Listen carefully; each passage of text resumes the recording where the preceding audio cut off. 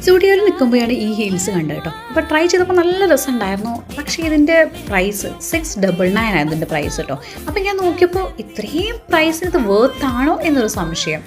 വേണ്ട, നമുക്ക് റീക്രിയേറ്റ് ചെയ്യാം, നമ്മുടെ അടുത്ത് ഐഡിയാസ് ഉണ്ടല്ലോ.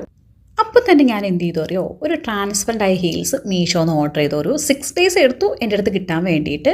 പിന്നെ അടുത്ത് സ്റ്റോൺസ് ഉണ്ടായിരുന്നു. ആ ഹീൽസിൽ യൂസ് ചെയ്ത സെയിം സ്റ്റോണും അതേപോലെ തന്നെ പേളും എൻ്റെ കയ്യിലുണ്ട്. ഹാഫ് കട്ട് പേളും എൻ്റെ കയ്യിലുണ്ടായിരുന്നു. അതുകൊണ്ടാണ് എനിക്ക് ഇത്രയും കോൺഫിഡൻറ്റ്. ഇനിയിപ്പോൾ നിങ്ങളുടെ കയ്യിൽ ഈ സ്റ്റോൺ ഇല്ലാന്നുണ്ടെങ്കിൽ വെറും 50 രൂപയുള്ള ഈ ഒരു പാക്കിന് ഇത്രയോളം സ്റ്റോൺ ഉണ്ടായിരിക്കും. ഈ ഹാഫ് കട്ട് ബീഡിൻ്റെ അതിന് 20 rupees എന്തോ വരത്തുള്ളൂ. അതും ഭയങ്കര ചീപ്പാണ്. ഈ നമ്മൾ ഗമ്മ് യൂസ് ചെയ്യുന്നത് കുറച്ചൊരു ക്വാളിറ്റി ഉള്ള ഗമ്മനെ യൂസ് ചെയ്യാൻ നോക്കുക. B7000 പറഞ്ഞൊരു ഗമ്മാണ് ഞാൻ യൂസ് ചെയ്യുന്നത്.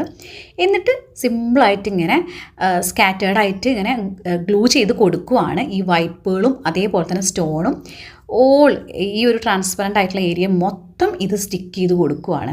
അപ്പോൾ ഗമ്മ ഒന്ന് ശ്രദ്ധിക്കണം. ഗമ്മ ഇച്ചിരി ക്വാളിറ്റി ഉള്ള ഗമ്മനെ എടുക്കാൻ നോക്കണം. ഈ ഗമ്മിന് അത്ര വിലയൊന്നുമില്ല കേട്ടോ. ഇതൊക്കെ ഒരു പാക്കറ്റ് വാങ്ങിച്ചു വെച്ചാൽ നമുക്ക് ഒരുപാട് യൂസ് ചെയ്യണം. പല കാര്യത്തിന് വേണ്ടി നമുക്ക് യൂസ് ചെയ്യാൻ പറ്റും. കണ്ടോ, ഒരു ഹീൽ കംപ്ലീറ്റ് ചെയ്തു.